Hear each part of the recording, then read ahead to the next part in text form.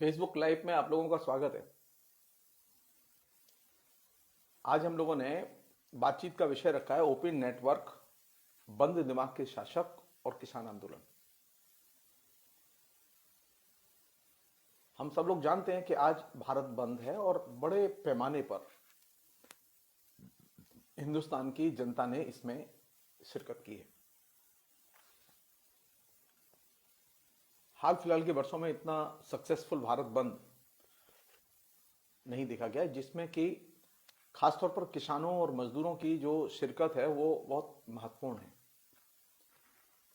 और ये हमारे लिए एक अच्छी बात भी है कि ये जो दोनों प्रोडक्टिव फोर्स हैं वे अपने अधिकारों को लेकर धीरे धीरे अब मैदान में आ रही हैं। किसान पिछले जून से आंदोलन कर रहे हैं, 6 जून से आंदोलन कर रहे हैं। जून, जुलाई, अगस्त, सितंबर, अक्टूबर, नवंबर, दिसंबर, 7वां महीना चल रहा है। मेरी नॉलेज में कोई किसान आंदोलन इतना लंबा नहीं चला। कम से कम 47 के बाद तो हुआ ही नहीं है। एकमात्र तेलंगाना का किसान आंदोलन था जो कि बहुत लंबा चला, लेकिन जब से देश आजाद हुआ है उसमें ये सबसे लंबी अवधि तक चलने वाला किसान आंदोलन है। और ये किसान आंदोलन जिस तैयारी के साथ में और जिस समझ के साथ में ये चलाया जा रहा है वो समझ को थोड़ा सा विश्लेषित करने की जरूरत है, समझने की भी जरूरत है। ये बेसिकली लोकतंत्र और मानवाधिकार के परिप्रेक्ष्य में ये पूरा का पूरा किसान आंदोलन चलाया जा रहा है। इस किसान आंदोलन का कोई एक नेता नहीं है। अब आंदोलन चलते चलते तो स्थिति ये हो गई कि इस समय कम से कम 500 यूनियन, 500 संगठन किसानों के वो इसमें शामिल हैं आज के भारत बंद में। जब शुरू हुआ था तो 7, 9, 11 ये संख्या बढ़ती रही है लगातार। इस अर्थ में ये बहुत ही उल्लेखनीय और महत्वपूर्ण है। उन लोगों के लिए उल्लेखनीय और महत्वपूर्ण खासतौर पर है जो लोग जनतंत्र को बचाने की मुहिम में पिछले 6 साल से लगे हुए थे।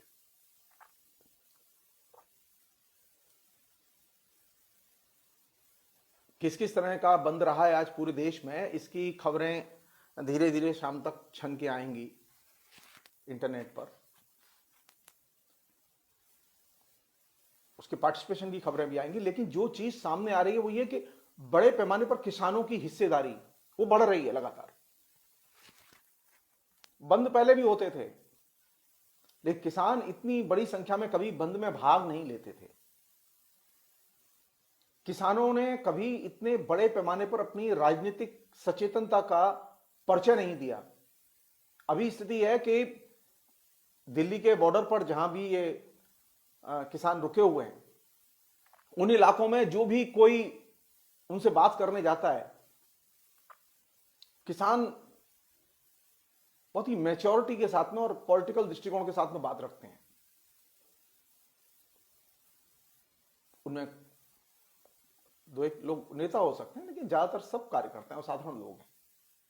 तो साधारण किसान के अंदर जो ये जो 3 कानून बनाए गए, किसान विरोधी कानून, इनकी जो चेतना है उसका संप्रसार हुआ है और वे अपनी मांगों के बारे में जानते हैं। ये सबसे अच्छी चीज है। भविष्य में क्या होगा कोई नहीं जानता। कल बातचीत होगी उसका क्या निष्कर्ष निकलेगा कोई नहीं जानता। लेकिन एक चीज समझ में आती है कि जो नरेंद्र मोदी की स्टाइल ऑफ फंक्शनिंग है उसमें किसानों के पक्ष में कोई निर्णय आना थोड़ा सा मुश्किल है, क्योंकि नरेंद्र मोदी के कान नहीं है, वो सुनते नहीं किसी की। जैसा कि मैंने कल भी कहा था कि किसान जो है वो 6 जून से आंदोलन कर रहे हैं, एक दिन की बात नहीं है ये। लेकिन नरेंद्र मोदी ने जो रास्ता अख्तियार किया है वो ये कि वो कान में तेल डालकर बैठे हुए हैं। हमें नहीं सुनना। तो ये जब तक चारों तरफ से पूरे देशव्यापी स्तर पर और ज्यादा प्रेशर क्रिएट नहीं होगा, नरेंद्र मोदी की सरकार झुकेगी नहीं, क्योंकि उनके दांव बड़े लगे हुए हैं। अब एक दूसरा पहलू है जो कि इस पूरे की पूरी मुहिम से बहुत महत्वपूर्ण तौर पर जुड़ा हुआ है। मैंने कल एक नया प्रसंग शुरू किया था और मैं चाहता हूं कि जो मीडिया के लोग हैं, जो राजनीतिक कार्यकर्ता हैं और दूसरे लोग हैं, वे समझें इस चीज को। मैंने जिस चीज पर जोर दिया था और वो मैं अभी भी जोर दे रहा हूं, वो ये कि नरेंद्र मोदी के दृष्टिकोण का और नरेंद्र मोदी की सैद्धांतिक समझ का और स्टाइल का, जिसे मोदी डॉक्ट्रिन कहते हैं, उसका गूगल डॉक्ट्रिन से बहुत गहरा संबंध है। गूगल डॉक्ट्रिन को खोले बिना, उसे समझे बिना आप नरेंद्र मोदी को खोल और समझ नहीं सकते।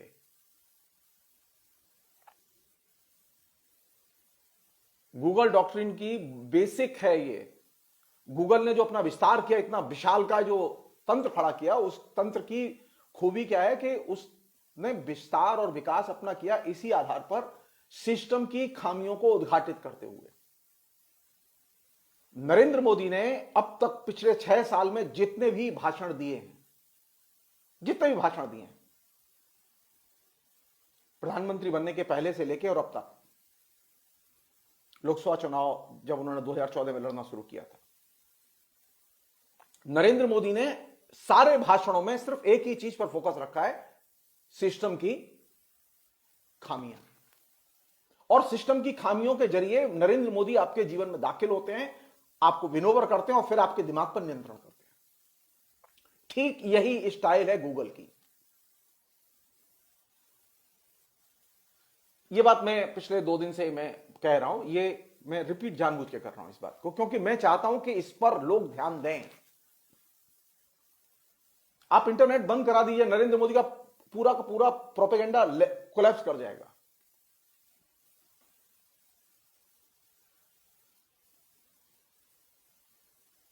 नरेंद्र मोदी सरवाइव नहीं कर सकते। मैंने कल यह बात भी कही थी, जो मैं रिपीट कर रहा हूं, मैं उसके डिटेल्स में अब आगे जाऊंगा। आज नई बातें कहूंगा मैं। ये जो सो कॉल्ड गोदी मीडिया है, ये सो कॉल्ड जो 1 2 3 चैनल हैं, जिनके के नाम लोग लेते रहते हैं, ये 2 4 6 एंकर हैं, इनके नाम लेते रहते, ये गूगल के सामने एकदम मच्छर हैं।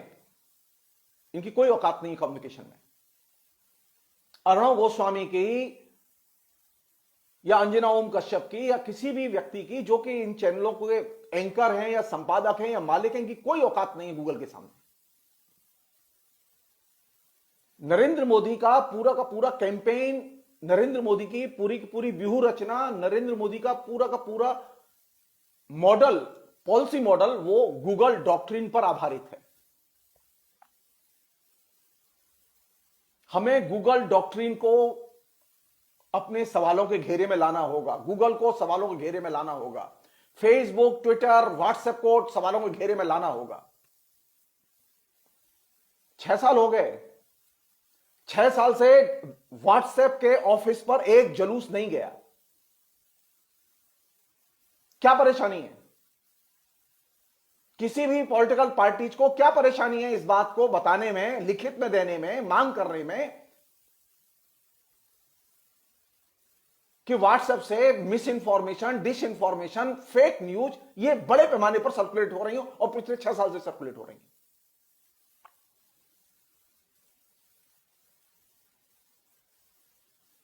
अभी तक एक भी जुलूस फेसबुक के दफ्तर पर, गूगल के दफ्तर पर, किसी भी दफ्तर पर नहीं हुआ।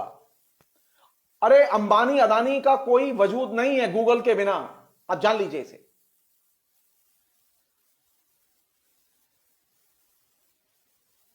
सो गूगल डॉक्ट्रिन को सेंटर में लाना होगा। नरेंद्र मोदी को मैं बार बार लिखता रहा हूं, मैं पिछले 2007-8 से लिख रहा हूं लगातार। नरेंद्र मोदी ने अपना पूरा मॉडल वो बनाया है साइबर पर्सपेक्टिव में, वर्चुअल रियलिटी के पर्सपेक्टिव में। आप वर्चुअल रियलिटी के पर्सपेक्टिव को जब तक समझेंगे नहीं, उसके टारगेट एरिया को नहीं समझेंगे कि आखिर उसे टारगेट किसे बनाना है, आप नरेंद्र मोदी को पछाड़ नहीं सकते।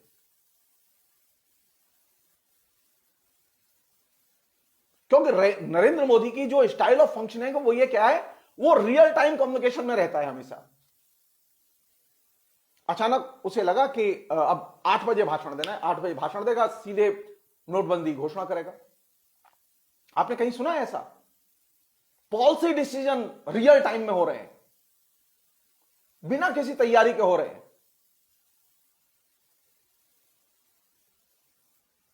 ऊपर से क्या लगता है कि नरेंद्र मोदी कितने ट्रांसपेरेंट हैं, देखो ऐप के जरिए पैसे जा रहे हैं, ऐप से सीधे अकाउंट में जा रहे हैं, नरेंद्र मोदी सीधे बात कर रहे हैं। सतह पर यह बड़ा ट्रांसपेरेंट लगता है, लेकिन यह ट्रांसपेरेंट नहीं है।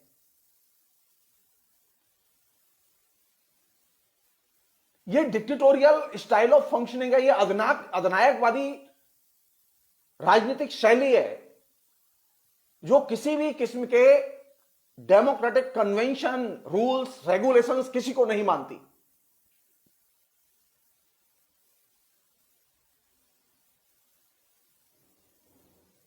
डेमोक्रेटिक रूल्स और रेगुलेशंस नाम की कोई चीज है? आप एक पॉलिसी इंप्लीमेंट करना चाहते हैं पूरे देश में, आप राज्यों के मुख्यमंत्रियों को बात ही नहीं करते। आपने नोटबंदी किया तब आपने किसी से सलाह नहीं ली, आपने जीएसटी किया किसी से सलाह नहीं ली। इलेक्टेड प्रतिनिधियों से, यहां तक कि बीजेपी के ही इलेक्टेड सांसदों से उन्होंने मीटिंग नहीं की। कांग्रेस और लेफ्ट और राइट सबको छोड़ दो, जो कांग्रेस और लेफ्ट दोनों की मुश्किल यह है कि वे अभी भी इसके वो जो वर्चुअल परिप्रेक्ष्य है, उस वर्चुअल परिप्रेक्ष्य को समझने की कोशिश नहीं कर रहे। गूगल डॉक्ट्रिन नरेंद्र मोदी की रीढ़ की हड्डी है, उसे तोड़ दो, नरेंद्र मोदी कोलैप्स कर जाएगा। 2 दिन हल्ला किया आपने कि फेसबुक में किस तरह से फेक न्यूज जाती रही है और फेसबुक को चलाने वाली जो लेडी है वो किस तरह से बीजेपी से जुड़ी रही है और उसने पक्षधरता दिखाई है। फेसबुक वालों को हटाना पड़ा उसे। हमारे यहां संसदीय समिति एकदम दंतविहीन है, कोई असर नहीं है उनका।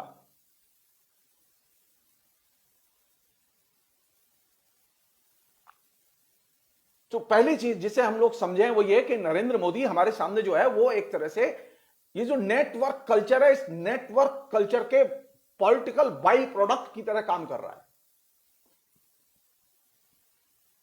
और उसकी धुरी क्या है? नरेंद्र मोदी कोई भी पॉलिसी डिसीजन लेते हैं और तत्काल ऐप लॉन्च करते हैं। हर चीज के लिए ऐप है।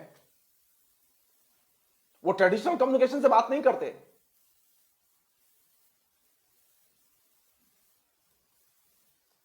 जो डिजिटल कम्युनिकेशन, डिजिटल पर्सनैलिटी का जो पूरा का पूरा जो पैकेज है, वो पैकेज क्या है कि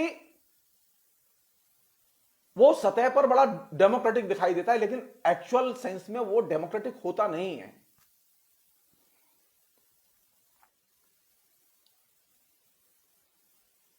अगर आप एक्चुअल सेंस में देखेंगे तो नरेंद्र मोदी डेमोक्रेटिक की बजाय एक बंद दिमाग का व्यक्ति नजर आता है।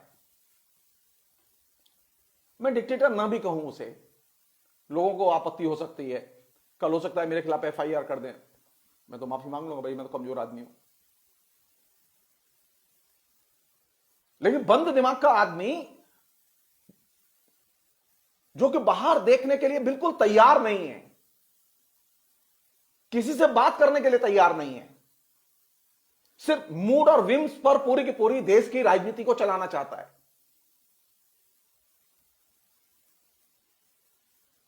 और किस पर भरोसा है उसे? सोचिए आप यहां से, पिछले 6 साल में नरेंद्र मोदी के नेतृत्व में जो विभिन्न इलाकों में, शहरों में, राज्यों में, केंद्रीय स्तर पर जो साइबर सेल बीजेपी के बने हुए हैं, उनमें से किसी के खिलाफ कसके कोर्ट ने कोई एक्शन नहीं लिया है।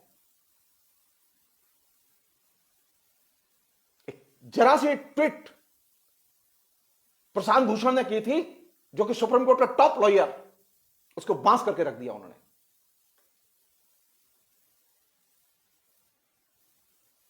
जरा सी पोस्ट कोई लिखता है, कोई व्यंग करता है, कुछ सामान्य सा कैरिकेचर करता है, उसके ऊपर वो एफआईआर कर देते हैं। लेकिन supreme court, high court, lower court, तमाम लेवल पर जो रोक दिया गया है, आइडियोलॉजिकली रोक दिया गया है।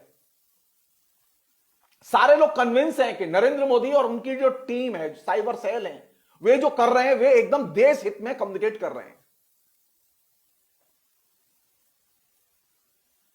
तो किससे खतरा है देश को? नरेंद्र मोदी से खतरा है या नरेंद्र मोदी देश की रक्षा कर रहे हैं? संविधान, इंडियन पैनल कोर्ट सब गए भाड़ में। कौन सी चीज महत्वपूर्ण है? अमित मालवीय का ट्वीट महत्वपूर्ण है। वो रात को तय करते हैं कि कल क्या आएगा और वो सारे दिन चलता रहता है।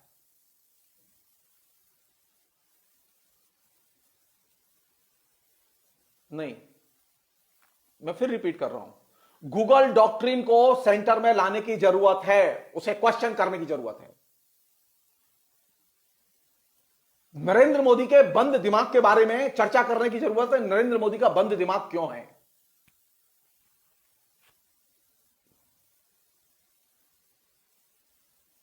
पिछले 6 महीने से आंदोलन चल रहा है किसानों का। नरेंद्र मोदी ने एक किसान को चिट्ठी नहीं लिखी, किसी मेमोरेंडम का जवाब नहीं दिया, एक्नॉलेजमेंट तक नहीं दिया। क्या आपका मांग पत्र मिला? हम विचार कर रहे हैं।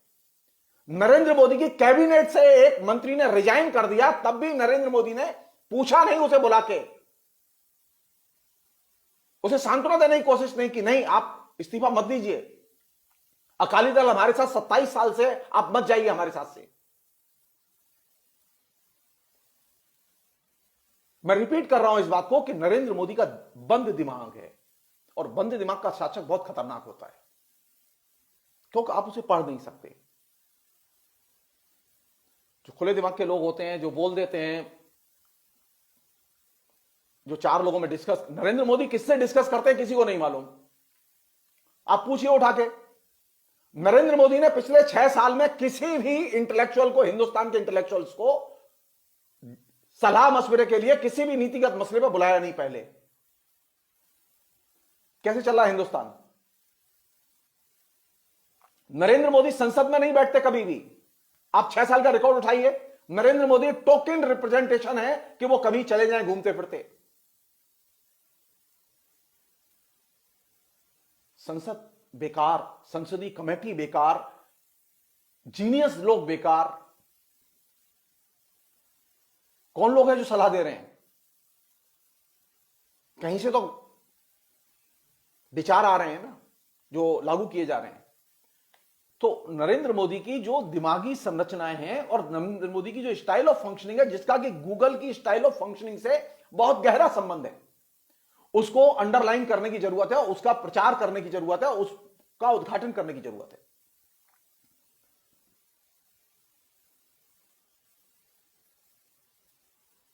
एक और चीज है, क्योंकि ये अब लगातार आ रही है ये चीज खालिस्तान वाली।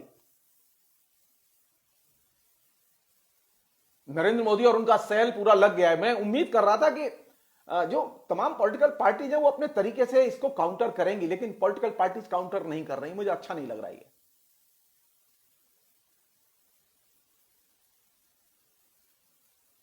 नरेंद्र मोदी और उनके साइबर सेल से सीधे पूछा जाना चाहिए, सवाल किया जाना चाहिए कि हिंदुस्तान में कौन सी ऐसी जगह है जहां आतंकवादी जन आंदोलन करते हैं, धरना देते हैं, 6-6 महीने तक धरना देते हैं।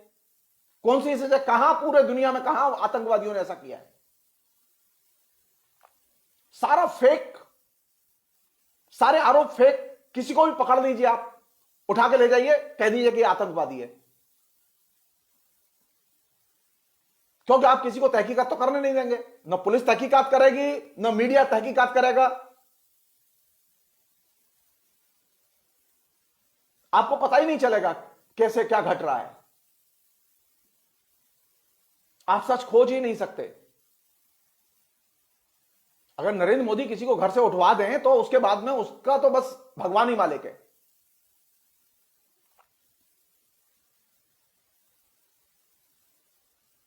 आप जान लीजिए, इसे आसाम में नागरिकता बिल का विरोध करने के कारण 130 से अधिक बुद्धिजीवियों, सामाजिक कार्यकर्ताओं, सिविल राइट्स एक्टिविस्ट, इन सब के खिलाफ में राजद्रोह के मुकदमे लगाए गए। आसाम के मुख्यमंत्री ने साफ कह दिया कि मैं अपने यहां नए नागरिकता कानून को लागू नहीं करूंगा। बीजेपी का ही मुख्यमंत्री है वो, लेकिन वो राजद्रोह के मुकदमे अभी तक हटाए नहीं गए। आसाम में जहां से शुरुआत हुई वहां मुख्यमंत्री कह रहा है कि मैं नागरिकता कानून को लागू नहीं करूंगा, लेकिन जेपी नड्डा जो बीजेपी के प्रेसिडेंट है वो कह रहे हैं कि 1 जनवरी से बंगाल में नागरिकता कानून लागू होगा।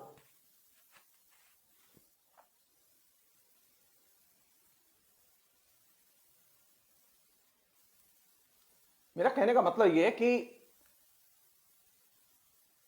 संवैधानिक जो हस्तियां हैं, अब बीजेपी का ही तो मुख्यमंत्री है ना असम में, तो आप उसकी भी बात नहीं मानेंगे क्योंकि आपने निर्णय ले लिया है, नरेंद्र मोदी ने निर्णय ले लिया है। और नरेंद्र मोदी किसके साथ निर्णय लेते हैं? एक कॉकस है, 3 या 4 मंत्री हैं और एक राष्ट्रीय सुरक्षा सलाहकार हैं उनके, डोभाल साहब। ये 4 या 5 लोग से अधिक लोग कभी शामिल होते ही नहीं है। पिछले 6 साल में नरेंद्र मोदी ने बीजेपी के सांसदों की कोई एक मीटिंग किसी पॉलिसी इश्यूज पर संसद में प्रस्ताव रखने के पहले विचार विमर्श के लिए नहीं बुलाई।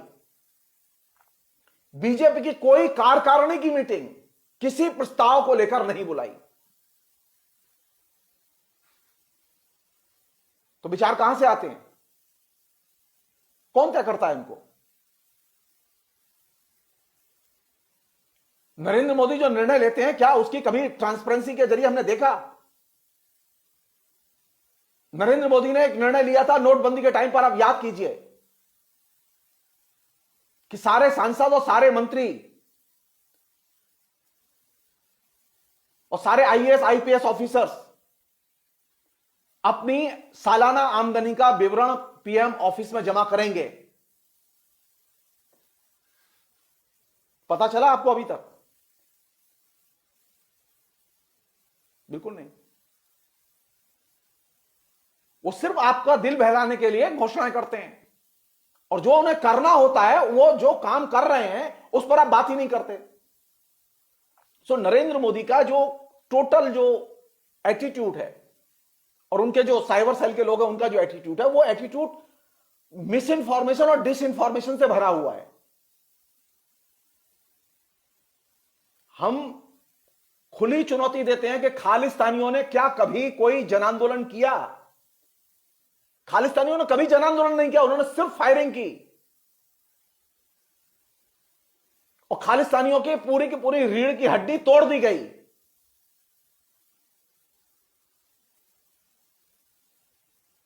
किसने तोड़ी? वो बीजेपी के लोगों ने। खालिस्तान का जिस समय बिगुल बज रहा था, वहां बीजेपी के लोग उनके साथ में गलवैया बांधे घूम रहे थे, लेकिन झूठ बोला जा रहा है लगातार। मैं सिर्फ एक चीज कहना चाहता हूं कि इस समय किसान आंदोलन के सामने जो चुनौतियां हैं, जो समस्याएं हैं, कायदे से उसके पक्ष विपक्ष में लोग बोल सकते हैं। बीजेपी के लोगों को भी हक है ये, कि वो कह ही सकते हैं कि नहीं साहब, इनकी मांगें एकदम बेकार हैं, गलत हैं। किसानों की मांगों पर बात ही न करना, ये तो अपने आप में बहुत मजेदार चीज है। किसी भी स्तर पर कोई बात नहीं हो रही है। सरकार की तरफ से कोई बयान नहीं आ रहा है, सरकार के जो भौंपू हैं उनकी तरफ से कोई बयान नहीं आ रहा है, किसी मंत्री का कोई बयान नहीं आ रहा है। क्यों? क्योंकि अगर किसी मंत्री ने कुछ बोल दिया तो नरेंद्र मोदी के यहां खैर नहीं है उसकी। एक ही आवाज होगी और वो नरेंद्र मोदी की होगी, और नरेंद्र मोदी बोलेंगे नहीं, क्योंकि नरेंद्र मोदी सोचते नहीं है। और नरेंद्र मोदी जब बोल देते हैं तो उसके बाद में सारा देश नहीं सोचता। ये जो स्टाइल है, अब क्या है, आपको कोई चीज जाननी है। मैंने किसी विद्यार्थी से पूछा कि सूरदास कहां पैदा हुए थे, तो उसने कहा सर अभी बताता हूं। अभी बताता हूं मतलब मैं गूगल में जाता हूं, अभी सर्च करता हूं, अभी उत्तर देता हूं। वो किताब के पास नहीं जाएगा, वो गूगल के पास जाएगा। अब आपको उत्तर खोजना है तो आप इंटरनेट पर जाइए। आपको कोई मंत्री नहीं मिलेगा, एमपी नहीं मिलेगा, एमएलए नहीं मिलेगा। आपको कोई चीज जाननी है तो आप इंटरनेट पर जाइए। आप किसी से बात नहीं कर सकते। इंटरनेट पर जो कहा गया है, इंटरनेट पर जो लिखा गया है, वही मूल्यवान है और महत्वपूर्ण है, और आप उसी को मानिए। जबकि सारी दुनिया के लोग कह चुके हैं कि इंटरनेट पर प्रामाणिक चीजें नहीं होती, उसमें प्रामाणिकता का एक खतरा रहता है कि वहां अप्रामाणिक भी चीज हो सकती है।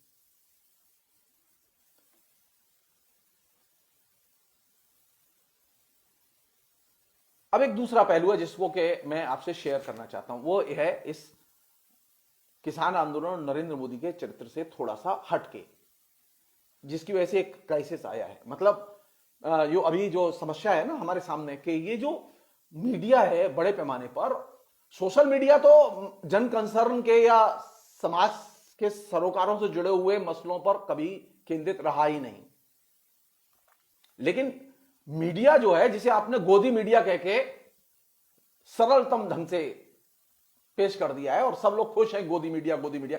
अरे आपने कभी सोचा है गोदी मीडिया कैसे गोदी मीडिया बन गया?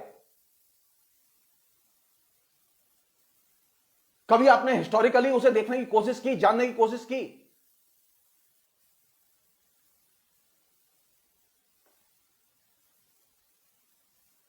कभी जो दावे किए जा रहे हैं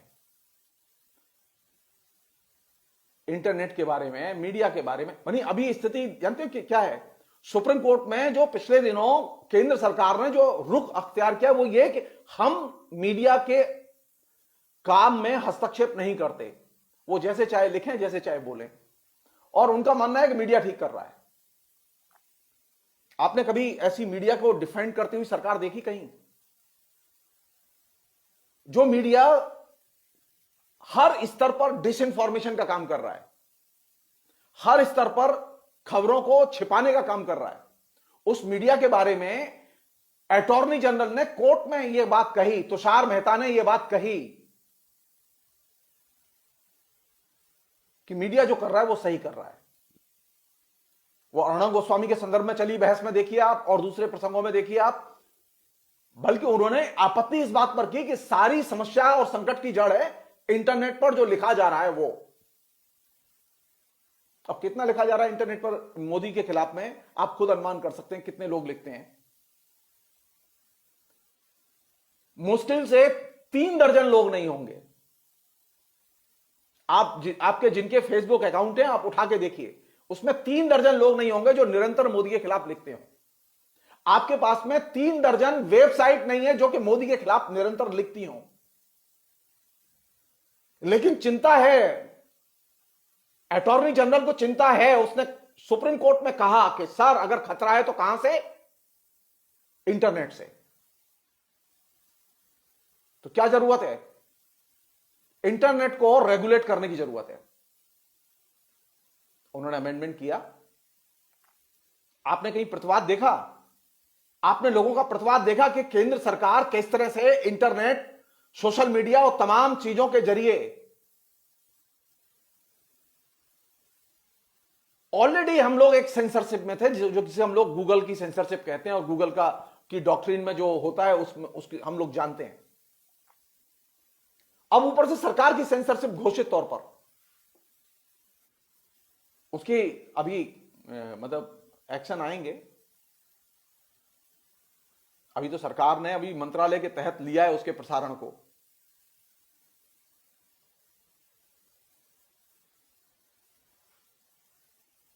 तो एक पहली चीज जो मैं आपसे शेयर करना चाहता हूं वो ये कि ये जो दावा किया गया था कि इंफॉर्मेशन रिवॉल्यूशन होगा तो डेमोक्रेटिक सेटअप को या डेमोक्रेटिक वैल्यूज को या डेमोक्रेटिक संरचनाओं को या डेमोक्रेटिक मूवमेंट को फायदा पहुंचेगा, यह धारणा एक श्री से व्यवहार में गलत साबित हुई है।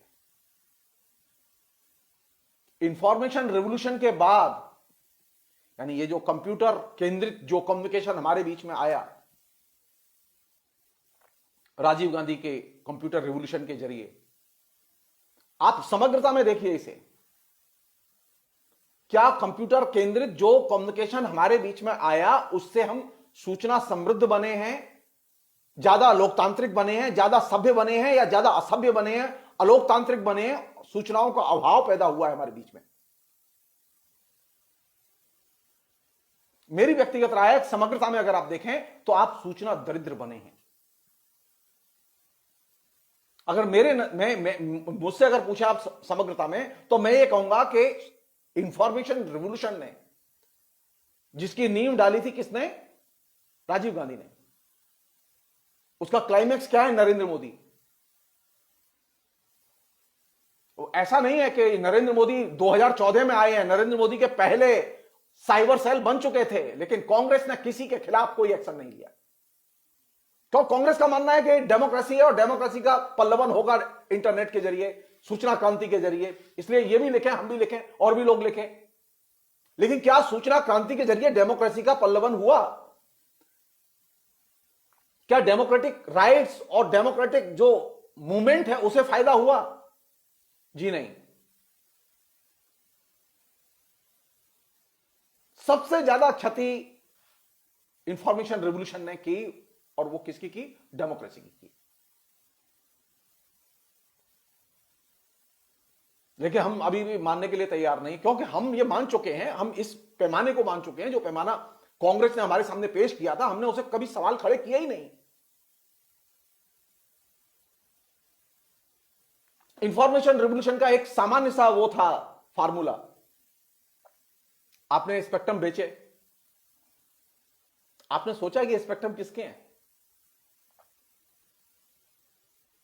ये स्पेक्ट्रम राष्ट्रीय संपदा है। अंतरराष्ट्रीय स्तर पर जो संगठन है जो तरंगों का वितरण करता है, वह राष्ट्रों के लिए आवंटित है ये तरंगे। लेकिन ये जघन्य अपराध तो कांग्रेस ने किया कि उसने तरंगे बेची। 2G, 3G, 4G, ये सब तरंगे किसने बेची? मैं नहीं जानता कि मेरे अलावा किसी ने इस पर लिखा हो गुस्से में। मैं लगातार गुस्से में लिखता रहा हूं इस पर। तो आपने राष्ट्रीय संपदा को पहले बेचा, किस आधार पर बेचा और किस तर्क के साथ बेचा? कि इससे लोकतंत्र का विकास होगा, डेमोक्रेटाइजेशन का विकास होगा। डेमोक्रेटाइजेशन नहीं हुआ। तरंगों की बिक्री से पहला अपराध यह हुआ कि राष्ट्रीय संपदा बेची गई। आपका जो BSNL है, जो कि साल में 80,000 करोड़ रुपए कमाता था, आज स्थिति है कि वह अपनी तनख्वाहें नहीं दे सकता।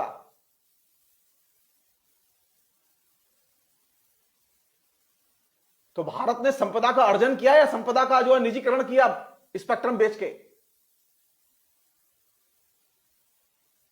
हमने कभी सोचा ही नहीं कि यह कंप्यूटर आधारित जो टेक्नोलॉजी आ रही है, कम्युनिकेशन आ रहा है, इंटरनेट आ रहा है, लिबरलाइजेशन आ रहा है, इस लिबरलाइजेशन के साथ साथ जो सूचना क्रांति आ रही है, वो सूचना क्रांति किस तरह का परिदृश्य निर्मित करेगी, हमने सोचा ही नहीं। आज स्थिति इतनी बदतर है कि वे जो तरंगे बेची गई, उनका जो सालाना भाड़ा है, वह भाड़ा तक ये कंपनियां देने के लिए तैयार नहीं है। ग्राहकों से पैसे लेते हैं। सारी टेलीकम्युनिकेशन की कंपनियां, सबसे बड़ी फाइनेंसर किसकी है? वो मोदी की। उन्होंने जो अपना एक दानदाता समूह कंपनियों का बनाया हुआ है, वो दाता समूह सबसे ज्यादा चंदा साल में देता है किसे? नरेंद्र मोदी को। उनके पास में भारत सरकार का जो 1 लाख करोड़ से ऊपर का बकाया है, उसका भुगतान नहीं, बल्कि नरेंद्र मोदी ने उसके लिए छूट दी है कि हम इन्हें छूट देते हैं कि 20 साल तक दे दें। और वे न्यूनतम भाड़ा, जिसे हम लोग कहते हैं किराएदार,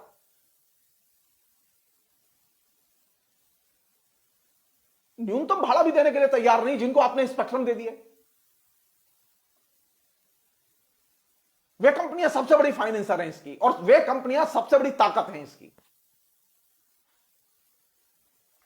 जब भी फोन जाता है, बोरियों भर के नोट आ जाते हैं, क्योंकि हम तुम तो नोट देते हैं ना उनको। तो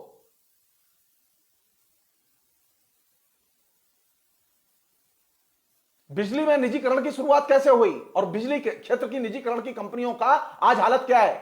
आज बिजली के निजीकरण की कंपनियों की हालत यह है कि वे आपसे बिजली का बिल वसूल कर रही हैं, लेकिन भारत सरकार का पेमेंट नहीं दे रहे, और कह रही है कि हमारे पास बहुत खस्ता हालत है, हमारे पास पैसे ही नहीं है। नरेंद्र मोदी ने हाल ही में उन्हें 80,000 करोड़ रुपए का पैकेज दिया, और उसके बाद वो कह रही है कि हमारे वो तो पैसे खर्च हो गए। कहां खर्च हो गए किसी को नहीं मालूम।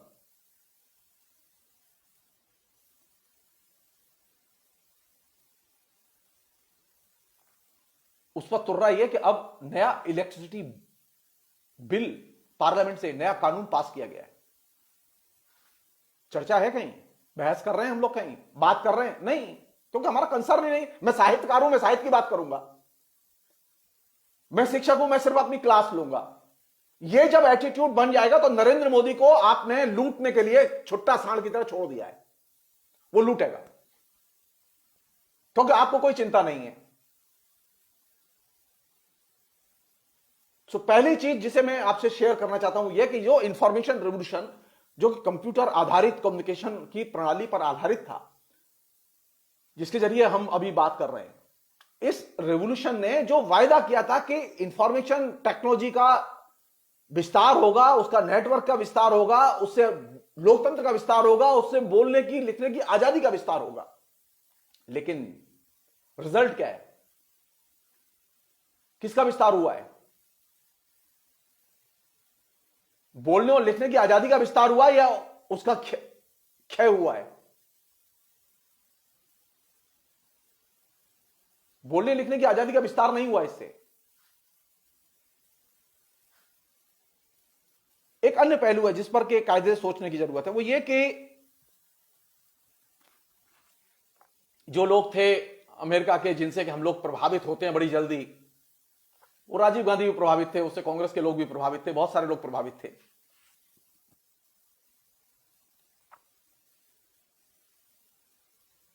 क्योंकि अमेरिका के लोगों को लगा कि कम्युनिकेशन की टेक्नोलॉजी से डिक्टेटरशिप चली जाएगी, क्योंकि सोवियत संघ कोलैप्स कर गया, ईस्ट यूरोप कोलैप्स कर गया, चाइना में तिएनमेन स्क्वायर जैसी बड़ी घटना हुई जिसमें 40 लाख लोगों ने हिस्सा लिया। तो उन्हें लगा कि डेमोक्रेसी के विस्तार में इंफॉर्मेशन टेक्नोलॉजी और इंटरनेट से मदद मिल सकती है, गूगल से मदद मिल सकती है। रिजल्ट क्या है? सोवियत संघ में डेमोक्रेसी आई, पूर्वी यूरोप के देश जो समाजवाद का विघटन करके स्वतंत्र बने, जहां के सो कॉल्ड कम्युनिस्ट पार्टी रहित चुनाव हुए, वहां लोकतंत्र आया? नहीं। चाइना में डेमोक्रेसी आई? नहीं। अरब में इतना बड़ा आंदोलन हुआ, वहां डेमोक्रेसी आई? नहीं। तो ये जो इंटरनेट के जरिए डेमोक्रेसी आएगी और इंटरनेट के जरिए डेमोक्रेटिक पर्सनैलिटी डेवलप होगी, ये गलत धारणा है। इसका वास्तविकता से कोई संबंध नहीं है।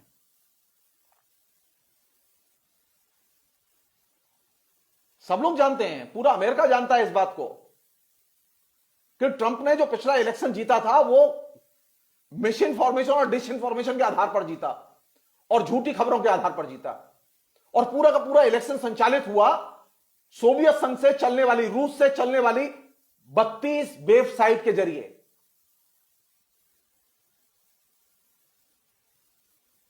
सारे लोग जानते हैं इस बात को।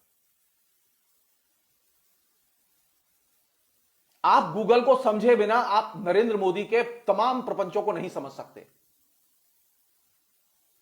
उन्होंने एक्शन लिए, उन्होंने फेसबुक के खिलाफ एक्शन लिया, ट्विटर के खिलाफ एक्शन लिया, उन्होंने व्हाट्सएप ग्रुप के खिलाफ एक्शन लिया, उन्होंने सारे अखबारों में एक रिगरस कैंपेन चलाया।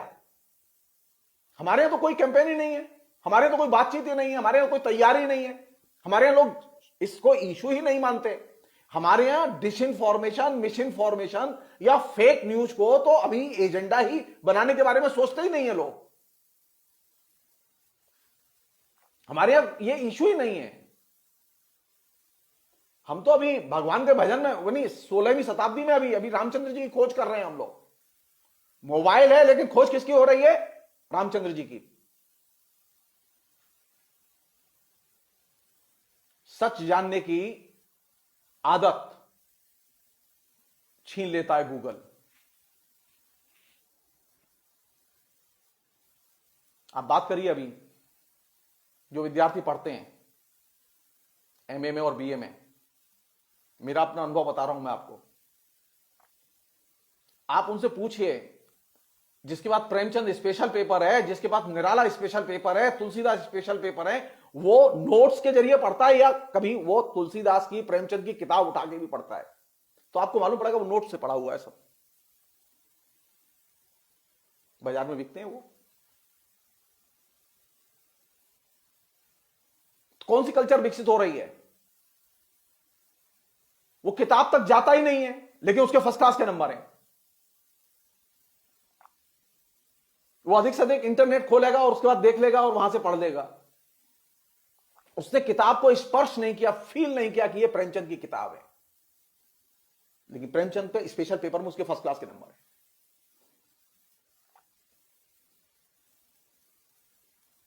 जो नई टेक्नोलॉजी के आने के बाद, नई टेक्नोलॉजी की ये जो कंप्यूटर बेस्ड टेक्नोलॉजी है, इसकी शुरुआत कहां से हुई थी? Xerox machine. जीरोक्स मशीन ने पूरी दुनिया का भूगोल बदल डाला। अब वो धीरे धीरे धीरे धीरे बढ़ते बढ़ते कहां से कहां ले गई सारी चीजों को। मैं जो चीज आपसे शेयर करना चाहता हूं वो ये कि इंटरनेट के जरिए डेमोक्रेटिक रेवोल्यूशन या डेमोक्रेसी का विकास संभव नहीं है। आप लाख कोशिश कर लीजिए, लाख दावा करें लोग, आप तय मान लीजिए, आप लोकतंत्र का विकास तभी कर सकते हैं जब आप सड़कों पर निकलेंगे। इंटरनेट पर इतने लोग हैं जो कि मेरे दोस्त हैं, मैं उनमें से मुश्किल से 10 लोगों को जानता हूं व्यक्तिगत तौर पर, और ये सब दोस्त हैं। कैसी दोस्ती है वो? फेक, रियल नहीं है। भले ही वो मेरी रोज पोस्ट पढ़ते हो, भले ही वो मेरा भाषण भी सुनते हो, लेकिन मैं तो उन्हें नहीं जानता फिजिकली, मैंने तो देखा नहीं कभी उनको। ये वास्तविकता जानने के बावजूद भी अगर आप इल्यूजन में हैं तो आप महान हैं। एक अन्य चीज वो ये कि जब आप इंटरनेट पर बात करें और इंटरनेट के संदर्भ पर बात करें, यह बहुत जरूरी है समझना। तो इंटरनेट का संदर्भ वह है जो कि राष्ट्रीय संदर्भ है।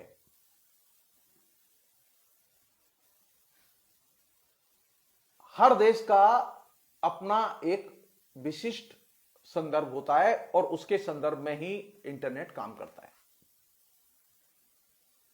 भारत का अपना एक विशिष्ट संदर्भ है। इंटरनेट कहने के लिए ग्लोबल है, लेकिन उसका संदर्भ हमेशा नेशनल होता है।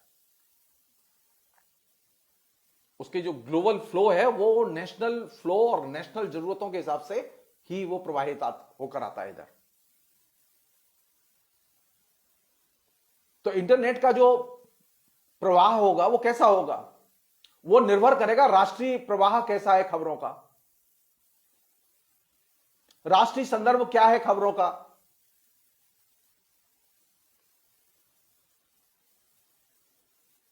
अब खबर कैसी होगी वो नरेंद्र मोदी की इच्छा पर निर्भर नहीं करती। ये मुझे तो इल्यूजन नहीं है, आपको भी इल्यूजन नहीं होना चाहिए। वो संपादक की इच्छा पर भी निर्भर नहीं करती।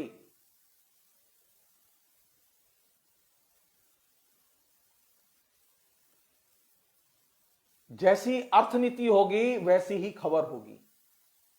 अर्थनीति की संगति में न्यूज हमेशा विकसित होती है। जैसी गृह नीति और विदेश नीति होगी उसकी संगति में खबर विकसित होगी। तो अगर मुझे खबर को बदलना है तो मैं कौन सी चीज बदलूंगा? मैं पहले अर्थनीति बदलूं। ये मेरी राय नहीं है। ये यूनेस्को ने जो एक मैकब्राइट कमीशन बनाया था, उस मैकब्राइट कमीशन में जिसमें कि वीजी वर्गीस भी मेंबर थे, उस मैकब्राइट कमीशन ने यह रिकमेंडेशन दी कि खबर का चरित्र, खबर की प्रकृति, उसका कंटेंट इससे तय होता है कि खबर जिस देश में लिखी जा रही है या जहां प्रसारित हो रही है उस देश की अर्थनीति क्या है। खबर का संबंध अर्थनीति से है, मीडियम से नहीं है। हम लोगों ने किया यह कि हम ये मान के चल रहे हैं कि ये तो बस खाली नियंत्रण की समस्या है। नहीं, ये नियंत्रण की समस्या नहीं है, ये नीति की समस्या है। अर्थनीति पर आप बात नहीं करना चाहते तो खबर कैसे सीधी करेंगे?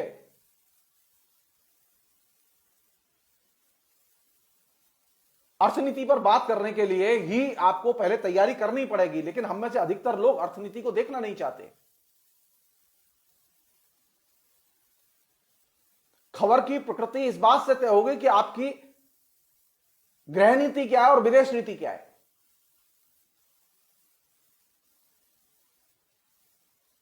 अगर आपकी विदेश नीति में यह है कि आपकी पड़ोसी देशों से पंगे रहने हैं, आपको पाकिस्तान से पंगा रहना है, तो आप तय मान लीजिए कि हिंदुस्तान में मुसलमानों की पिटाई होती रहेगी, खबरों में उन्हें विलन बनाया जाता रहेगा। वो किससे तय हो रहा है? विदेश नीति से तय हो रहा है। लेकिन विदेश नीति में तो आप बात नहीं कर रहे, आप तो सिर्फ ये कह रहे हैं कि मुसलमान मुसलमान को गाली दे रहे हैं, ये लोग मुसलमानों को ये शैतान बना रहे हैं ये लोग। लेकिन मुसलमानों को शैतान क्यों बनाया जा रहा है? क्योंकि विदेश नीति में आपने पाकिस्तान को एनिमी घोषित कर दिया है। तो जरूरत किस बात की है? जरूरत इस बात की है कि विदेश नीति के प्रश्नों को, गृह नीति के प्रश्नों को और अर्थनीति के प्रश्नों को केंद्र में लाया जाए, उससे खबर की प्रकृति पर असर पड़ेगा। लेकिन आप न तो गृह नीति पर बात करेंगे, न फॉरेन पॉलिसी पर बात करेंगे, न आप अर्थनीति पर बात करेंगे। आप सीधे सिर्फ खबर की बात करेंगे, तो खबर की प्रकृति नहीं बदलेगी इससे। सो एक राष्ट्रीय सूचना प्रवाह है, उस राष्ट्रीय सूचना प्रवाह को हमें देखना चाहिए कि वो किस तरह का है। नरेंद्र मोदी ने बहुत सुनियोजित ढंग से राष्ट्रीय सूचना प्रवाह को और उसके फ्लो को तय किया। उन्होंने बाकायदा दिमाग खर्च किया इस पर। तो वो ऑटोमेटिक सिस्टम है कि जब आपने एक बार प्रवाह तय कर दिया तो फिर इंटरनेट उसी ही एंगल से काम करेगा, गूगल फिर उसी ही एंगल से काम करेगा।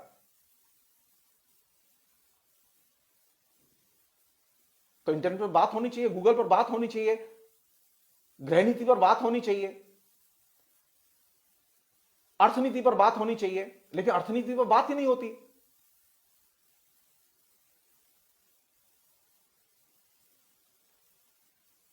एक अन्य पहलू, और इसको मैं मेंशन करके, मैं थोड़ी देर बात करके मैं इस बातचीत को रोकूंगा मैं यहां, वो ये कि ये जो वर्चुअल नागरिक हैं, हम लोग जैसे जो वर्चुअल कम्युनिटी में अभी रहते हैं, कुछ लोग ही हैं जो आपस में एक दूसरे को जानते हैं, ज्यादातर लोग जो है वर्चुअल मित्र हैं। तो ये जो वर्चुअल कम्युनिटी है जिसे हम लोगों ने बनाया हुआ है, ये वर्चुअल कम्युनिटी क्या सचमुच में नागरिक समाज की मदद करती है भारत में? मेरा अपना अनुभव यह है कि ये भारत में क्या सारी दुनिया में ये वर्चुअल समाज की मदद, वर्चुअल समाज जो है नागरिक समाज की मदद नहीं करता, एक चाइना को छोड़ के। चाइना में ये है, चाइना में आज भी ये है कि अगर सरकार के खिलाफ में कोई किसी ने लिखा है और उसके घर पुलिस जाती है तो तत्काल वो इंटरनेट पर या ब्लॉग पर सूचना देते हैं और उसके बाद में सैकड़ों लोग उस आदमी के घर पहुंच जाते हैं मदद के लिए। रोज की बात है वहां। और हमारे यहां आप पता कीजिए, जिन लोगों ने इंटरनेट पर पोस्ट लिखी, जिन लोगों के समर्थन में हम पोस्ट लिखते रहते हैं और जिन पर मुकदमे हो गए, हम उनमें से कितने लोगों की हमने मदद की और उनके पास गए हम? कोई नहीं जाता। वर्चुअल कम्युनिटी की नागरिक समाज के साथ में कोई रिलेशनशिप बनी नहीं पाई है हमारे यहां भी। अगर मुझसे पूछे तो अभी हमारे यहां नागरिक समाज भी नहीं बन पाया कोई, हमारे यहां सिविल सोसाइटी नहीं है। सिविल सोसाइटी के जो लोग हैं, जो काम करते रहे, उनके साथ तो हमारा शत्रुता का रिश्ता है। अब देखिए, दिल्लगी देखिए, सिविल सोसाइटी के लोग भी हैं, वो उनकी भी अपनी मुसीबतें हैं, संकट है उनका भी। आप जस्ट सोचिए, नंदीग्राम में जब आंदोलन हो रहा था तो सिविल सोसाइटी के लोग किधर थे? तो हमने लेफ्ट ने सिविल सोसाइटी के लोगों की धुलाई की। अब जब गुजरात में दंगे हुए तो सिविल सोसाइटी के लोग किधर थे? तो फिर बीजेपी ने उनकी धुलाई की। और अब जब ये आंदोलन हुए शाहीन बाग का और अब ये किसान आंदोलन, इसमें भी सिविल सोसाइटी के लोग हैं, लेकिन उन सबसे ज्यादा टारगेट कौन लोग बने? सिविल सोसाइटी के लोग बने। हमारे यहां जो वाम हो या दक्षिण हो,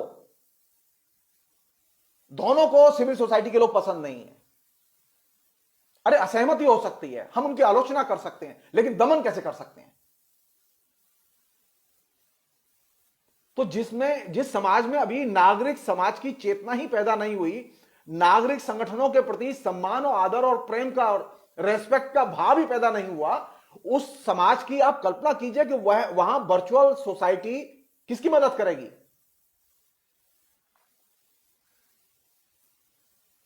तो हमारे यहां वर्चुअल सोसाइटी और सिविल सोसाइटी एक तरह से डिस्कनेक्ट है, एक दूसरे के बीच में कोई रिलेशनशिप नहीं है।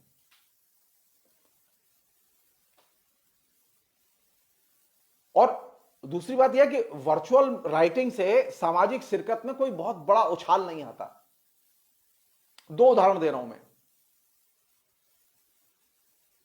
अन्ना हजारे के आंदोलन के टाइम पर अन्ना हजारे ने जब बंबई में आंदोलन शुरू करने की घोषणा की,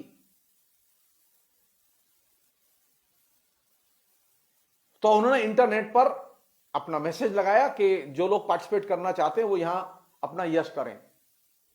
तो तकरीबन 1 लाख से अधिक लोगों ने उसमें यश किया कि हम लोग आ रहे हैं वहां धरने पर।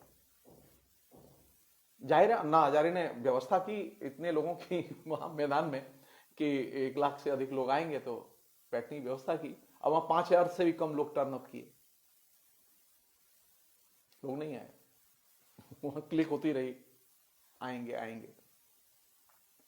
दूसरी दुर्घटना घटी, अन्ना हजारे को ये अपने आंदोलन समेटना पड़ा बॉम्बे में। दूसरी दुर्घटना घटी मुशर्रफ के साथ, जो पाकिस्तान के भूतपूर्व राष्ट्रपति और सेनाध्यक्ष थे। वो लंदन में रहते थे। उन्होंने फेसबुक पर मैसेज दिया कि मैं, और उनका एक पेज था जो चलता था, तो उनके करीब 20 लाख फॉलोअर थे। जैसे हमारे नरेंद्र मोदी के भी लाखों करोड़ों फॉलोअर हैं, राहुल गांधी के भी हैं। तो मुशर्रफ साहब ने घोषणा की कि हम इस्लामाबाद जा रहे हैं, अब लंदन अब नहीं रहेंगे। तो लोगों ने बहुत लाइक किया, कहा हम आएंगे हम आएंगे हम आएंगे। हजारों लाखों लोगों ने लाइक किया उसमें। मुशर्रफ साहब को उम्मीद थी कि लाखों की भीड़ आएगी एयरपोर्ट पर लेने के लिए। मुशर्रफ साहब उतरे, वहां 5 आदमी नहीं मुशर्रफ साहब को रिसीव करने के लिए, बल्कि उल्टा यह हुआ कि वहां पुलिस वाले खड़े थे, उन्हें पकड़ के ले गए। वर्चुअल कम्युनिटी सबसे फेक कम्युनिटी है। रियल सोसाइटी, जिसे हम वास्तविक समाज कहते हैं, वो वास्तविक समाज ही महत्वपूर्ण है। ये जो हमारे अंदर भावना पैदा हो गई है ना कि हम तो, हमारे तो वो दोस्त हैं, हमारे फेसबुक फ्रेंड हैं, हमारे वो व्हाट्सएप फ्रेंड हैं, वो हमारे इस ग्रुप में हैं, हमारे उस ग्रुप में। आप इसे दिमाग से निकाल दीजिए। वर्चुअल सोसाइटी में कोई, मतलब 100 में कोई एक आदमी कोई होगा जो जेन्युइनली फील करे, अंतर कोई फील नहीं करता। मैं इतना लिखता रहता हूं और इतना बोलता हूं, किसी ने मुश्किल से 100 में से 5 लोगों ने कोई किताब खरीदी होगी। किताब कैसे बिकती है वो पब्लिशर ही जानता है। वो आदमी जाता है, उसका वो खुशामद करता है, वो बताता है, वो कहता है, तो किताब बिकती है। वर्चुअल कम्युनिकेशन और वर्चुअल कम्युनिटी में सबसे ज्यादा जिसे कहें कि फेकनेस है। इस इल्यूजन में हम लोग रहते हैं। हमारे बहुत सारे लोग हैं जिनका, मुझसे लोग कहते हैं कि अरे बहुत कम लाइक आते हैं। मैंने कहा यार जितने आते हैं उतने बहुत है। कम से कम ये तो मालूम है कि ये रियल लोग हैं, 25, 30, 20 जितने भी हैं। जो अनरियल लाइक है, मतलब 50 लाख लोगों ने मेरी पोस्ट पढ़ी, 50 लाख लोगों ने मेरा वीडियो ये अनरियल है, ये रियल नहीं है। तो वर्चुअल कम्युनिटी में एक खास तरह की फेक सामुदायिकता है। तो सवाल यह है कि इस बंद दिमाग को आप क्या वर्चुअल कम्युनिटी के जरिए चुनौती दे सकते हैं? नरेंद्र मोदी को पछाड़ सकते हैं आप इससे? नहीं पछाड़ सकते, क्योंकि नरेंद्र मोदी के पास में उससे बड़ी वर्चुअल कम्युनिटी है, वो भी फेक है।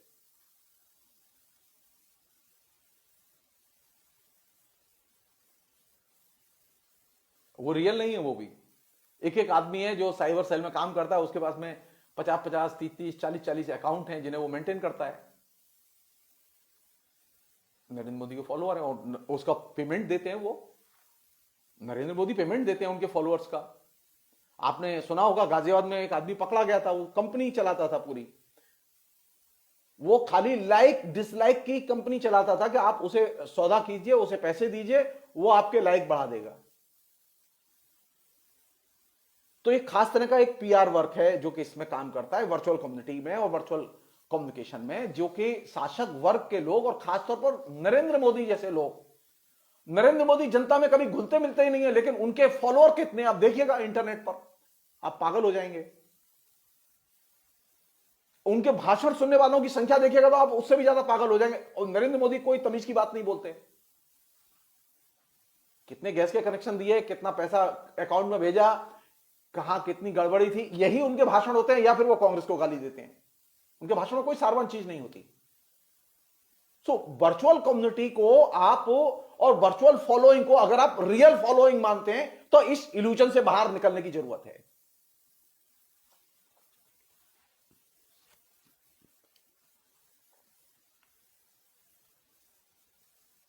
एक अन्य जो बहुत ही इंटरेस्टिंग चीज है वो ये कि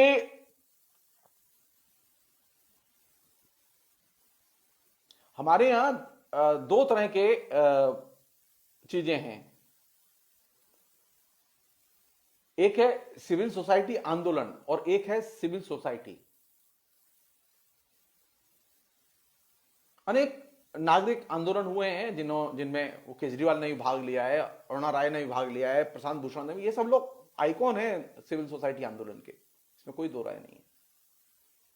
काम किया है इन लोगों ने, जमीनी स्तर पर काम किया है, वर्षों काम किया है इन्होंने।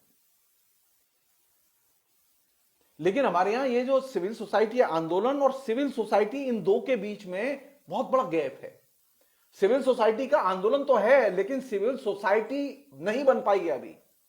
भारतीय समाज अभी भी विभिन्न किस्म की जाति, धर्म, इनके समूहों का समाज है, अभी भी नागरिक समाज नहीं बन पाया है।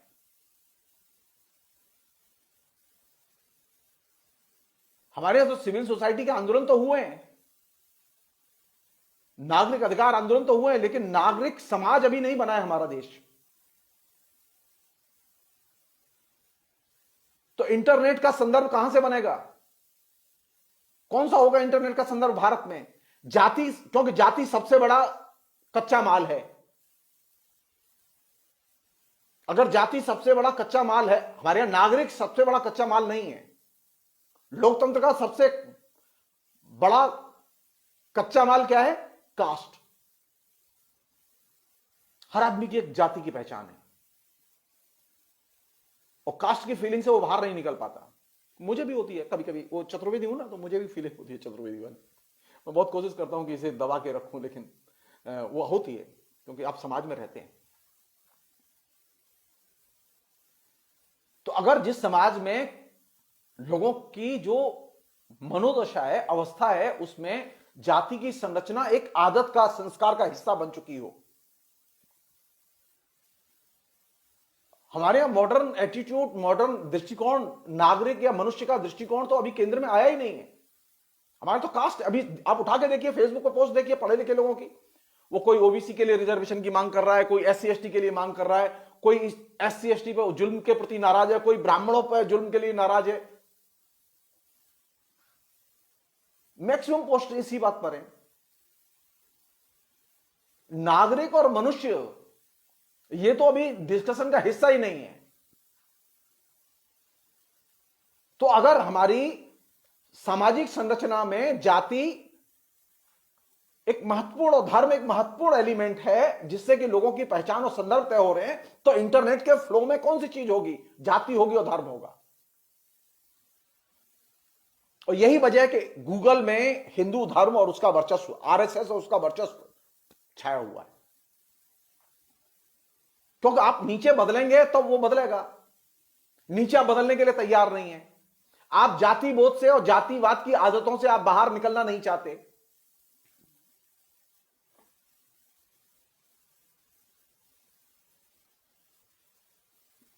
शादी तो करेंगे लेकिन फेरे लेके, है ना?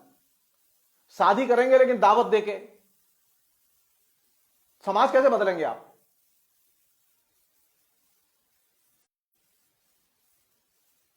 अरे जब भारत में संविधान बनाया गया, नया कानून बनाया गया, तो बाकायदा इसकी व्यवस्था की गई कि लोग कोर्ट मैरिज करें। तो कोर्ट मैरिज को तो अभी हमने कंपलसरी और एक तरह से अनिवार्य करके हमने लोगों के जेहन में उतारा ही नहीं है कि लोग सहज रूप से मान लें इस बात को।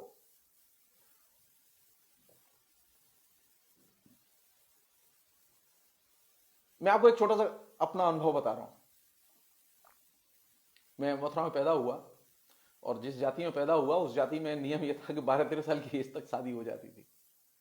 तो मेरी किसी वजह से शादी नहीं हुई क्योंकि घर में गरीबी, परेशानी वगैरह वगैरह। लेकिन जब बड़ा हो गया तो जाहिर है कि शादी तो होनी ही थी।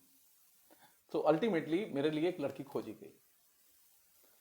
अब मैं भी बड़ा परेशान, मैं ना अपने पिता को समझा पाऊं ना अपने और लोगों को समझा पाऊं, रिश्तेदारों को। लेकिन सब कुंडली मिलाई गई, कुंडली मिल गई, सब बात हो गई। और लड़की पढ़ी लिखी, लड़की के परिवार के लोग भी पढ़े लिखे।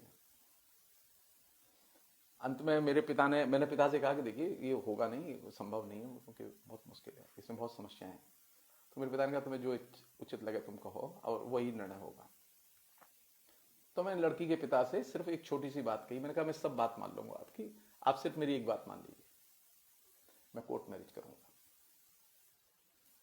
मैं 78 की बात बता रहा हूं मैं आपको। अब वो तो हफ्ते से उखड़ गए, बोले कि ये कैसे हो सकता है, ये तो अपमान की बात है। मैंने कहा नहीं, कुछ कन्या आप हमारे साथ रिक्शा में बैठ के चलेंगे, हम कोर्ट में अपना एप्लीकेशन देंगे शादी की, उसके बाद हम लौट आएंगे, उसके बाद 1 महीने बाद सर्टिफिकेट मिल जाएगा, लड़की हमारे घर रहेगी, हम रहेंगे शादी से। राजी नहीं हुए। उन्हें लगा कि लड़के में जरूर कोई दोष है, इसीलिए ही साला कोर्ट मैरिज की बात कर रहा है।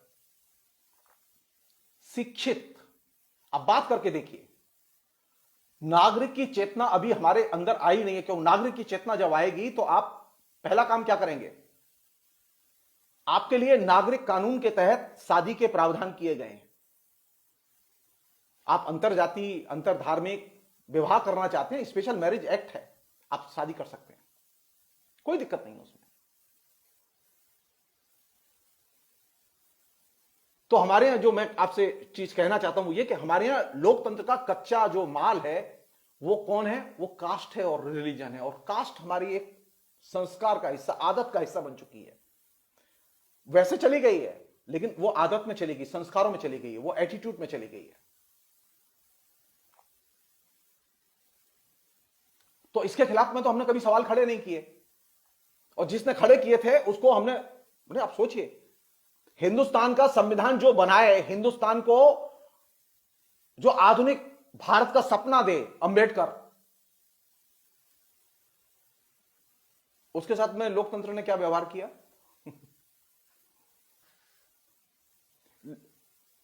लोकतंत्र में जीतना बड़ा मुश्किल है और बहुत टेढ़ी खीर है, और खासतौर पर लोकतांत्रिक आदमी के लिए जीतना तो और भी टेढ़ी खीर है।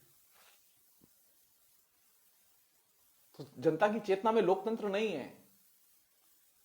यही वह जगह है जहां से कि रसद, वास्तविक रसद फासिस्ट ऑर्गेनाइजेशंस या रिएक्शनरी ऑर्गेनाइजेशंस जुटाते रहे हैं। नागरिक समाज इनको कभी एड्रेस ही नहीं करता, सिविल सोसाइटी के आंदोलन कभी इसे एड्रेस ही नहीं करते।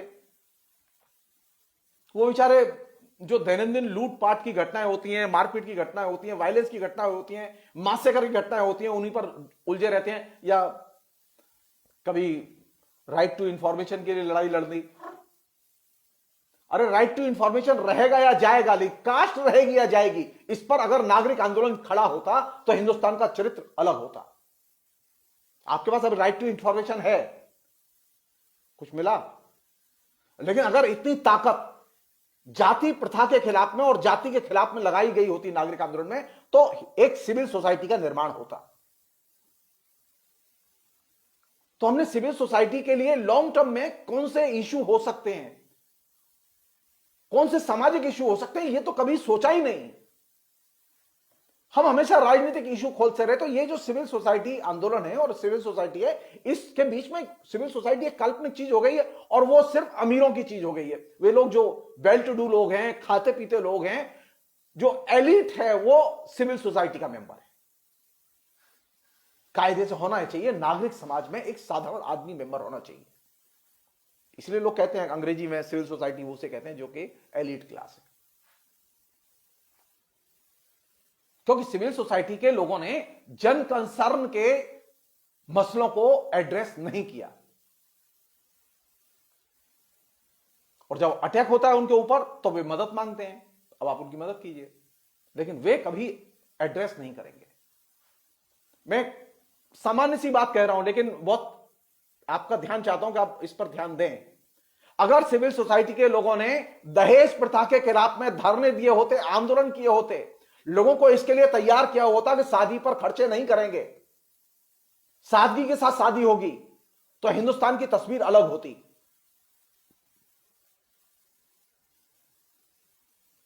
लेकिन इसमें उनकी कोई दिलचस्पी नहीं। तो हमारे यहां जो नागरिक आंदोलन है वो पॉलिटिकल इश्यूज पर तो एक्टिव होता है, वो सामाजिक मुद्दों पर वो एक्टिव होता ही नहीं। तो सिविल सोसाइटी बनेगी कहां से? तो जिस समाज में सिविल सोसाइटी नहीं है, उस समाज में कौन होगा? कौन चलाएगा उस समाज को? उस समाज को फिर ऐसे ही लोग चलाएंगे जो ऊपर से आते हैं।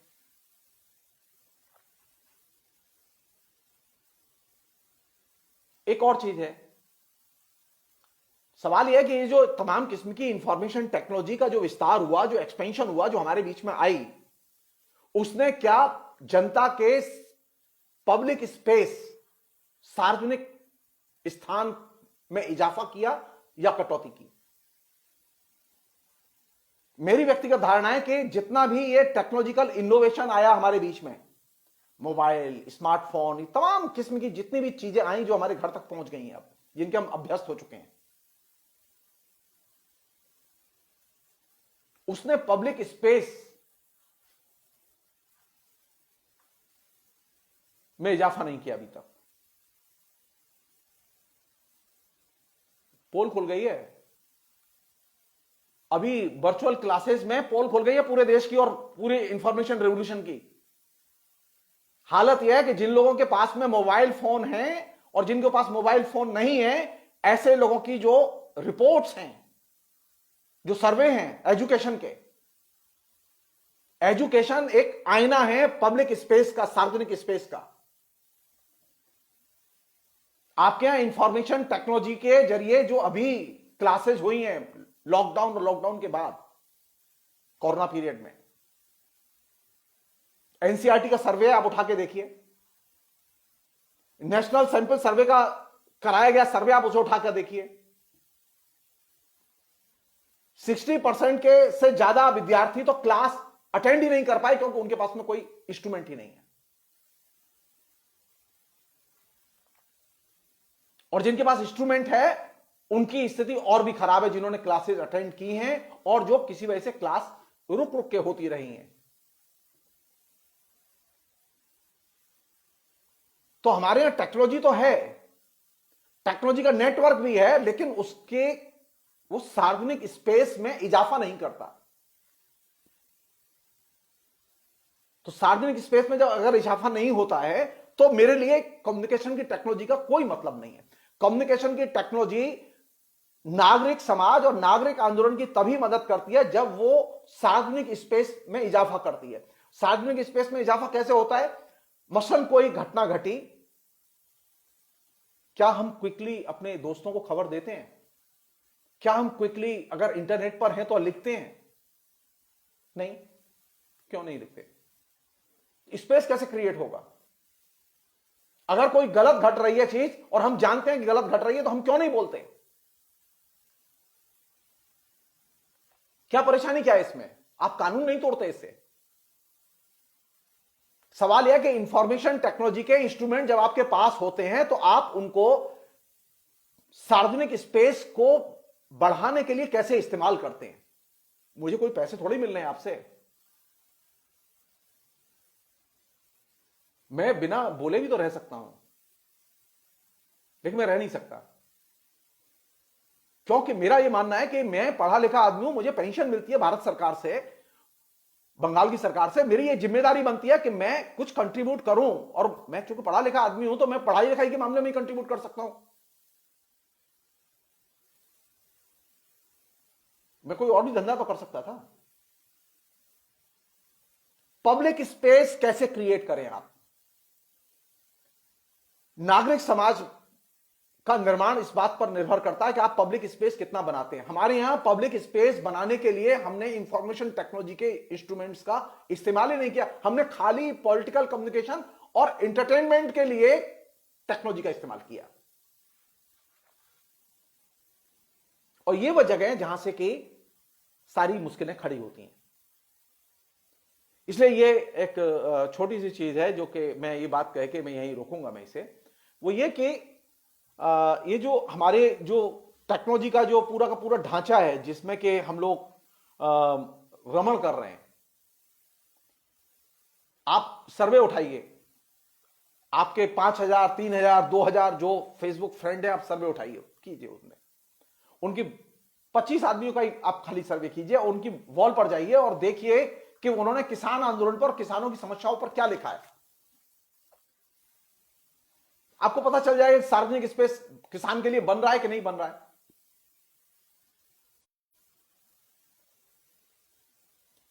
किसानों की पोस्ट लाइक करना और किसानों की कोई पोस्ट किसी की शेयर करना, ये एक चीज है, और किसानों के लिए लिखना ये एक अलग चीज है, क्योंकि आप इन्वॉल्व होते हैं, आप उसमें क्रिएट करते हैं। मैंने जो कल बात कही थी वो आज फिर कह रहा हूं कि आप जब तक सर्जक नहीं बनेंगे, आप सार्वजनिक स्पेस क्रिएट ही नहीं कर सकते।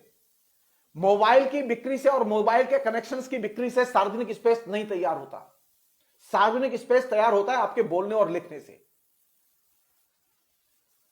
तो हम में से कितने लोग हैं जो बोलने और लिखने के लिए तैयार हैं? एक शिक्षक जब तक बोलेगा नहीं, उसकी क्लास में कोई महत्ता नहीं होगी, क्लास में समझेंगे नहीं लोग उसे। आप कहते रहिए वो बहुत अच्छा टीचर है, अब पढ़ाया ही नहीं कभी क्लास में, तो कौन जाने अच्छा टीचर है कि बुरा टीचर। उसी तरह वो लेखक है, अगर उसने लिखा ही नहीं, बहुत बुद्धिमान आदमी है लेकिन लिखता ही नहीं है, तो किस काम का? क्योंकि वह लेखन के जरिए ही सार्वजनिक स्पेस क्रिएट करता है अपना। नागरिक समाज के लिए भी नागरिक और टेक्नोलॉजी के बीच में जो अंतर क्रियाएं हैं, उसमें नागरिक टेक्नोलॉजी का जब इस्तेमाल करते हैं तो वे जब तक जन सरोकारों पर लिखेंगे नहीं, सार्वजनिक स्पेस निर्मित नहीं होगा। हम क्या करते हैं? हम अपना फोटो लगाते रहते हैं, हम इधर उधर के फोटो लगाते रहते हैं, हम इधर उधर के वीडियोस लगाते रहते हैं, हम इससे सार्वजनिक स्पेस पैदा नहीं होता। मैं ये नहीं कह रहा हूं कि आप फोटो मत लगाइए, मैं ये नहीं कह रहा हूं कि आप दूसरे का शेयर मत कीजिए, लेकिन आप खुद तो कुछ लिखेंगे। तो एक ये तो मुश्किल है कि सार्वजनिक स्पेस हमारे यहां इंटरनेट में नहीं बन रहा, और इसमें जगह कौन घेर रहा है? स्पेस किसका बना हुआ है? आज भी सबसे ज्यादा पोस्ट सर्कुलेशन में किसकी है? नरेंद्र मोदी की, किसान विरोधी लोगों की। क्यों? क्योंकि हम आप लिखते नहीं हैं।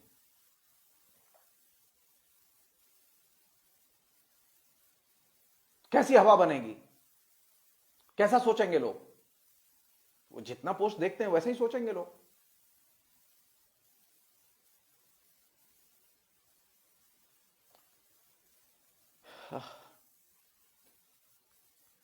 अगर सार्वजनिक स्पेस का निर्माण नहीं होगा तो आप तय मानिए कि उदारतावाद को आप बचा नहीं सकते, उदार मूल्यों को आप बचा नहीं सकते।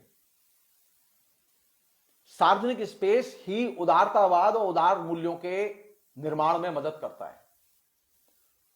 और यही जगह है जहां पर कि हमने ये देखा है, सारी दुनिया में ये देखा है कि सार्वजनिक स्पेस निर्मित करने में जो अनुदारवादी ताकतें हैं वे सक्रिय रूप से भूमिका अदा करती हैं और वे अपने एजेंडे में सफल रहती हैं। वो टेररिस्ट हैं, वो सांप्रदायिक लोग हैं, वो तमाम किस्म के पृथकतावादी लोग हैं, वो इसमें बहुत सक्सेसफुल रहे हैं। डिक्टेटर और उनके फॉलोअर सबसे ज्यादा सक्सेसफुल रहे हैं।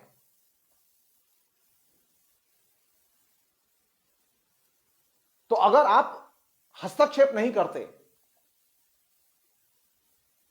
उदार मूल्यों को लेकर लिखते नहीं है, पढ़ते, आप मानते हैं लेकिन लिखते नहीं है, तो आप तय मानिए उदार मूल्यों के लिए सार्वजनिक स्पेस नहीं बनेगा। इंटरनेट पर, मीडिया में, दोनों जगह एक ही कॉमन है बात, वो ये कि आप कितनी जगह घेरते हैं।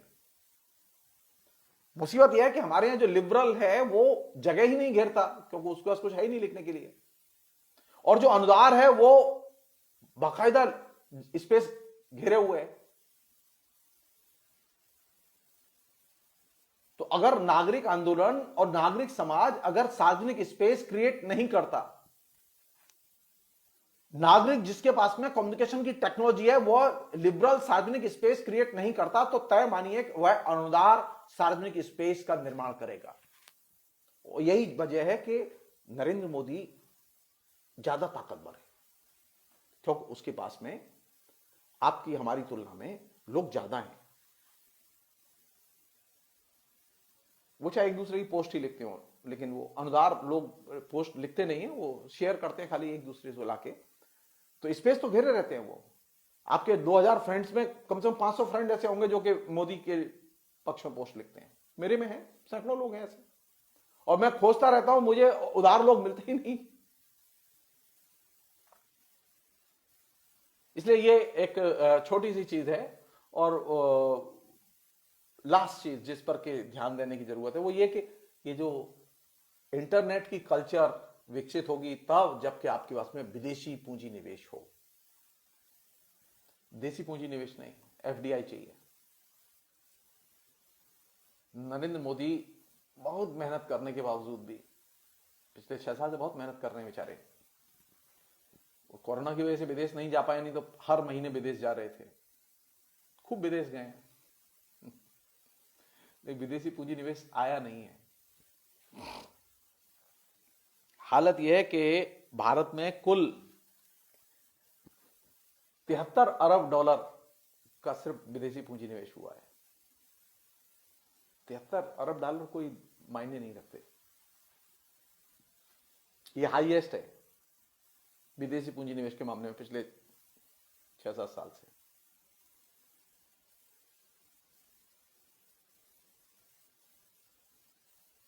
तो इंटरनेट का जो रिलेशन है वो आपकी विदेश नीति और पूंजी निवेश से साथ भी है। आपकी विदेश नीति कैसी है? आपकी विदेश नीति किसके पक्ष में है? आपकी विदेश नीति अब हालत यह है कि वह अमेरिका के पक्ष में है और अमेरिका की सहयोगी के तौर पर आपकी भूमिका है, यानी आप अमेरिका के अब एजेंट हैं, फॉलोअर हैं। जैसे पाकिस्तान था वैसे अब आप हैं। तो जाहिर है इसका असर आपके इंटरनेट के जो चरित्र है उस पर होगा, और इसका फायदा अल्टीमेटली जो कंजर्वेटिव लोग हैं वो उठाएंगे।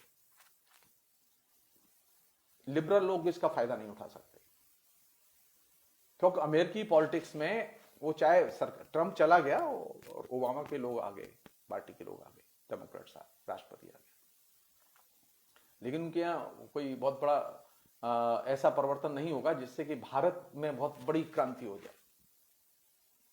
नहीं। तो जरूरत किस बात की है? मैं फिर रिपीट कर रहा हूं, ज्यादा से ज्यादा बोलें और ज्यादा से ज्यादा लिखें, पब्लिक स्पेस क्रिएट करें। किसान आंदोलन और उसकी समस्याएं हमारे केंद्र में हैं, उन पर ज्यादा से ज्यादा बोलें और ज्यादा से ज्यादा लिखें। फिलहाल इतना ही। बहुत बहुत शुक्रिया, थैंक यू।